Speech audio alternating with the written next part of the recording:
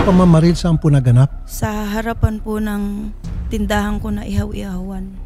Nakita po ng anak nyo yung kung sino yung bumaril. Nabosesan lang daw po niya. Bakit nagsalita ba yung gunman bago? Nagtanong daw po yung gunman kung yun daw po yung target. Bakit po ipapapatay ni amo ang kanyang tao? Kasi po pinaalis na po kami dun sa tinitiran namin. Ano yung narinig mo, Buboy, bago mangyari yung pamamaril? Sabi po nung boss po namin, dinuro niya po si Papa. Tapos sabi niya barilin na daw po si Papa. Pero paano mo nalaman na yun yung boss? Naka-helmet naman. Narinig ko po yung boses niya. So kilala mo yung boses? Opo. Saka po yung motor niya. Yung motor. Binal ng nakaangkas. Opo. Tapos noon umalis na sila. Opo. Ano na pong nangyari doon sa ginagawang investigasyon sa pagpaslang po sa biktimang si Romelito del Castillo, sir? Kinukumpleto lang po namin yung mga papel at kung may madagdag pa kami na ebidensya na mas magtuturo doon sa mga suspect, may dadagdag po namin. Babalikan lang namin kayo from time to time, Sarge. Mabuhay po kayo, Sarge. Magandang hapon po, sir. Magandang hapon.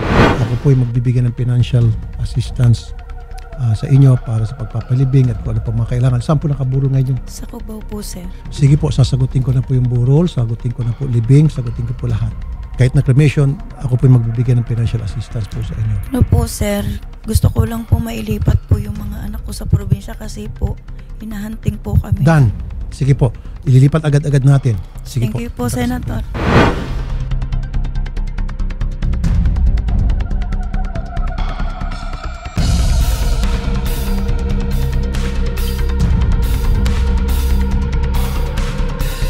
Ito po yung lugar po kung saan binaril. Ito pong kinakasama nyo na si Sir Romy. Yes po, ma'am. Based po sa ilan po ang bala po? Kuha po sa kanyang katawan? Bali, 8 bullets po, ma'am, ang nakuha sa katawan niya.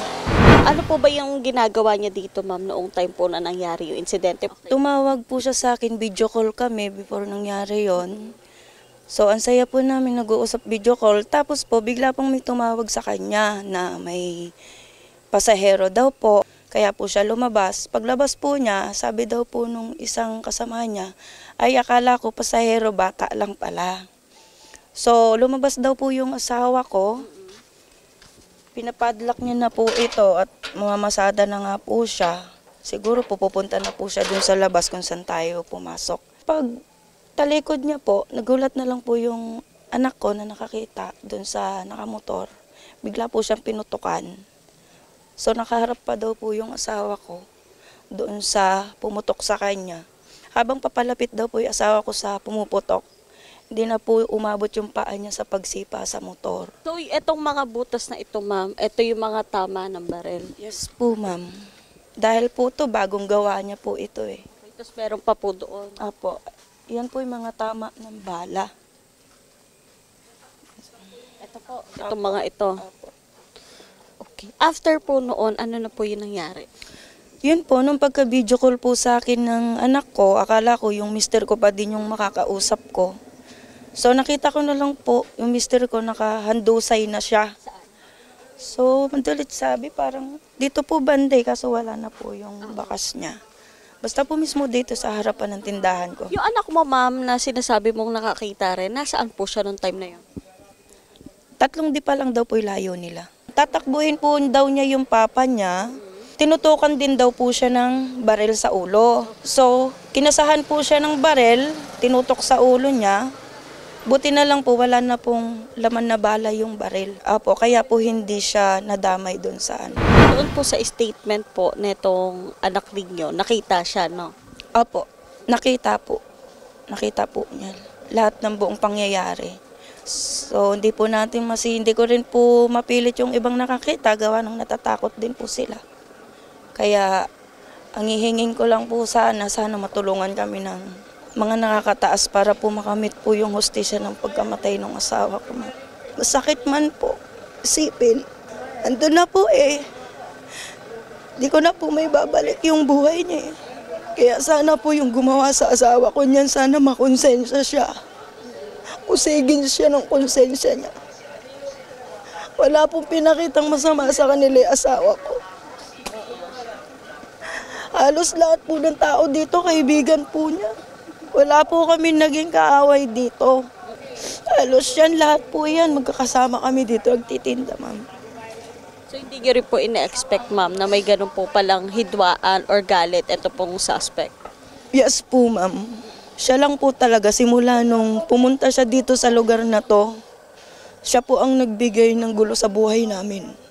Binabalak niyo din po, ma'am, is kayo pong pamilya kasama po ng mga anak ninyo ay magpupunta po sa probinsya po ninyo?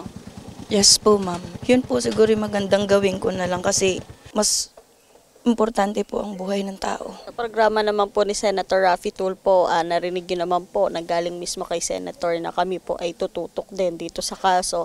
At the same time, magbibigay din po ng tulong po sa inyong pamilya. So as of now, ma'am, asikasuhin muna natin ito po munang burol po or pagpapalibing po dito sa inyong asawa. Ano po? Okay po, ma'am. Bali, yung pagpunta po ninyo doon po sa probinsya, ihahatid naman po namin kayo and sasamahan po namin kayo doon at ipapa-assess po namin kayo kung ano po yung mga kailangan nyo or mga pwede pa ninyong gawin doon po pag kayo po ay nakarating na doon po sa pag-i-stayhan ninyo. Ano po? Yes po, ma'am. Maraming salamat din po sa inyo.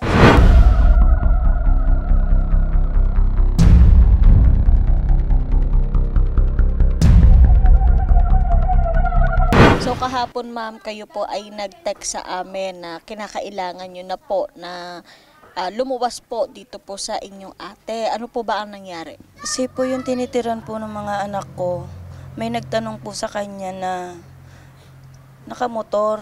Bali, 2 lalaki po sila kung kaano-ano daw po nila yung mga anak ko. So kaya po agaran po akong nag-text sa inyo para po magpa-responde agad para po makaalis kami sa lugar na yun dahil hindi na po safe yung mga anak ko doon. Kaya po humingi po ako agad ng tulong sa inyo para mailuwas po kami dito sa ate ko. So mas minabuti nyo na, ma'am, na pumunta dito at isave po itong mga anak mo kasi sa ngayon po itong kinakasama nyo ay nakaburol na. Opo, ma'am. Kasi po, mas lalo pong sasakit yung loob ng kinakasama ko kung stay ko pa po dun yung mga anak ko dahil tinuring niya na po na tunay na anak tong mga anak ko. Pwede mo bang ikwento sa amin kung ano yung nakita mo noong time na itong papa mo binaril? Tinawag po siya ng tricycle driver.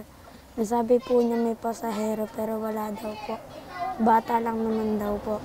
Lumabas po kami 2 ni Papa. Ilalak na po niya yung pinto. May nakita po ako nakamotor. Nakahawak po sa may tagliran. Tapos nung sinabi po ng lalaki, sabi po ni Boss Roger, sabi niya, ayan na, parali mo na. Sabi niya, Okay. Sino si Boss Roger? si Roger Manila po yung boss po namin doon sa may tinitira namin. Okay. Tapos, pagkatapos ng sinabi na barilin na yan, Pinutok-putokan na po, tapos na tumakbo po ako. May kasama po akong isang lalaki tumakbo. nasaan ka banda doon? Ang layo lang po namin ni Papa, ganyan lang po kay Kuya. Kakalabas ko lang po, tapos lumabas din po si Papa. Nilakbo niya yung pinto. Nung pagkatapos nun, ano pa yung nangyari? Tumakbo ka? Ano yung next mong ginawa? Binalikan ko po si Papa. Mm-mm. Tapos tinutukan po ako ng baril ng angkas. Buti po wala na pong bala. Nagdadrive ng motor, Siya po yung boss namin. wala po talaga kayong idea, ma'am, kung sino yung pinaka-gunman. Noon pong December 27, bandang 4:45 ng hapon, may nakita po akong 2 lalaki galing sa bahay nila. Then po, nakita ko sila pababa na, pero yung kasama po nung gunman na sinasabi ng kapatid ni Roger Manilag, is yun po pala yung bumaril sa asawa ko, pero hindi ko po nakita yung mukha niya. Tapos medyo kalbo siya, na medyo maano din yung katawan, pero hindi ko po nakita ang mukha. Ngayon, ma'am, na nandito na kayo sa lugar ng ate mo, ano po yung balak ninyo na unang-unang gawin po? Ang una-una ko po sigurong gagawin, asikasuhin ko muna, i-transfer tong mga bata para po maituloy po nila yung pag-aaral nila. Then po siguro maghanap na lang din po ako kung saan ako makaka-extra dito ng trabaho para masuportahan ko po sila. Ganun na lang po, ma'am. Sige po, ma'am. Ito po, may ipinabibigay po si Senator Raffy Tulfo na tulong po para sa inyo pong mag-iina. Ito po. Yan, tulong po yan sa inyo at kung meron pa pong mga pangangailangan po doon po sa burol po ng kinakasama ninyo or kung ano pa po ang kailangan ninyo, sabihin nyo lang po kay Senator Raffy Tulfo. Pero ayan po, yung ipinangako niya na financial assistance po para sa inyo. Ito pong 20,000 ma'am, ano po ba yung balak po ninyo na gawin dyan? Ito po ma'am, yung binigay ni Senator Raffy Tulfo. Unahin ko po kasi wala po talaga kaming nadala na gamit namin kahit isa. Nasa bahay po lahat. Yung mga gamit ng anak ko sa pag-aaral, bilang ko din po sila ng bagong uniform kasi iba na po ang uniform dito. And then po yung sasobra po dito, igagawa ko na lang po dito sa pang-araw-araw na mag-iihaw-ihaw na lang din po ako ulit. So magninegosyo ka po ng kaunti? Apo ma'am. Para po may pang-suporta po ako sa dalawang anak ko ditong nag-aaral. Papasalamat po ako ng marami kay Senator Raffy Tulfo dahil po hindi ko po sukat akalain na mapanood ko lang siya sa TV na hihingi ng tulong sa kanya. Idol na idol po siya nung kinakasama ko. Hindi po niya pinapalampas lahat ng live ni Idol Raffy. Kaya po, papasalamat po ako ng sobra at agaran po akong nai-assist po ng mga staff ni Raffy Tulfo doon sa kanyang studio.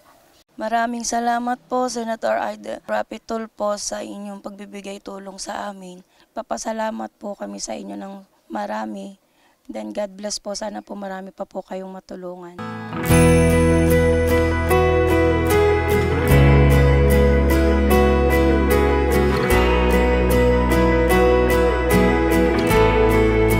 Ang party list na masasandalan. Axia yes! Number 68 sa balota.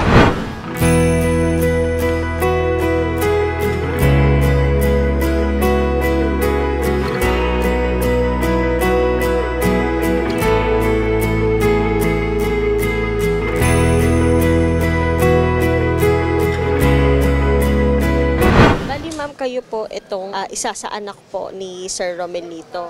Ma'am, pwede po ba nyo kaming makwentuhan kung ano po ang nangyari, bakit po napunta si Sir Romelito po doon sa Morong Rizal? Bali po kasi nag-caretaker po siya doon sa amo po niya. Nagtrabaho lang po siya doon. Taga doon din naman po yung kinakasama niya. Bali nagsama po sila doon ng kinakasama niya po. Binigyan din po siya ng bahay po doon ng amo niya. Gaano na po siya ma'am katagal na nagki-caretaker po doon or naninilbihan? Magiging 3 years po. 3 years po na nawalay sa inyo si papa mo. Nakakausap mo pa ba siya or ikaw ba ay dumadalaw-dalaw doon sa kanya? Ano lang po, tuwing birthday lang po ni Papa. Doon lang po ako nakakapunta sa kanila. Anong klaseng papa ito si Sir Romelito? Si Papa po kasi sobrang bait po niya talaga. Magaling po siyang makisama sa mga tao. Yun po talaga yung pinaka gusto po ng mga tao sa kanya. Malapit po talaga siya sa puso ng mga tao. Lagi po siyang tumutulong kahit po yung mga simpleng bagay po na gustong humiram po sa kanya, napapahiram po niya. Kasi pag may pera po si Papa, hindi po kasi talaga siya madamot. Paano mo nalaman na itong si Papa mo binaril? Yung sa kapitbahay po nila doon, tumawag po ako sa number ni Papa, yung kapitbahay po yung nakausap ko po. After na nalaman mo na itong si Papa mo ay nabaril, pumunta kagad kayo sa Morong? Pumunta po agad kami, pero sa police station na po kami nakarating. Kasi hindi na po siya nadala sa ospital. Sabi daw po ng Soko, diretso na po ng morgue. Doon na po kami nakita, sa morgue na po kami nagpunta. Ngayon, ano naging reaksyon nito ng mama mo at the same time yung ibang kapatid mo noong nalaman na itong si Papa nyo nga ay wala na? Nalungkot po. Nag-iyakan na po kaming lahat kasi sobrang bait po kasi talaga ni Papa sa amin. Pero kahit siya ay may kinakasama na, hindi pa rin nagpabaya sa inyo? Opo, tumatawag-tawag po siya. Nangungumusta po siya. Tumatawag po siya sa amin ng kapatid ko. Pero ka bang gustong sabihin dito kay Papa mo? Kung nakikinig po si Papa sa amin, sobrang mahal po namin siya. Lalo po yung dalawa kong kapatid. Sobrang iyak po nila na nawala si Papa kasi sobrang bait po niya eh. Hindi po kami nagkaroon ng po sa kanila, galit na iniwan niya kami, hindi po eh. Hinayaan lang po namin siya kung saan po siya masaya. Hindi po kami nagtanim ng galit po sa kanila. Talagang hinayaan po namin siya na maging masaya. Bigla na lang po niya kaming iniwan. Umalis po siya ng buhay, tapos pabalik po siya, napatay na sa amin. Alam naman po niya yun, mahal naman po namin siya, lalo po si mama. Ngayon po nahirapan po huminga ang mama ko. Kasi kahit ganun po, mahal niya po si Papa. Si Papa lang po talaga nag-iwan sa kanya. Sobrang mahal po namin si Papa talaga. Wala po kaming galit sa kanya. Pinapasa Diyos na lang po namin lahat po ng mga nangyari. Kung sa suspect sa bumaril sa papa mo, may gusto ka bang sabihin? Kung sino man po sila, sana sumuko na lang po sila sa mga pulis. Pagbayaran po nila yung nangyari kay Papa kasi binaril po nila si Papa na nakatalikod po eh. Wala pong kalaban-laban ng Papa namin. Hayaan na lang po namin yung pulis po yung magtuloy po ng kaso. Hayaan na lang po namin yung pulis na mag-asikaso po ng lahat. Bahala na po ang Diyos sa kanila. So kami po ay nandito rin para ibigay itong tulong po para sa inyo po kasi meron pa pala kayong mga babayaran dito sa punerarya na hindi pa ninyo na-settle. So bibigay po namin sa inyo ito pong mga gagastusin po ninyo sa punerarya kasi ngayon naka-cremate na itong si tatay. So ito po, dala po namin itong pera. Ito po, ma'am. Yan po. Lahat po yan ay galing po kay Senator Raffy Tulfo po at sa tulong na rin po ng kanyang asawa na si Congresswoman Jocelyn Tulfo po ng ACT-CIS Party List. So, sana po ito pong tulong po na ibinigay namin sa inyo makatulong po sa inyo po at the same time masettle po itong mga bayarin po ng inyong tatay.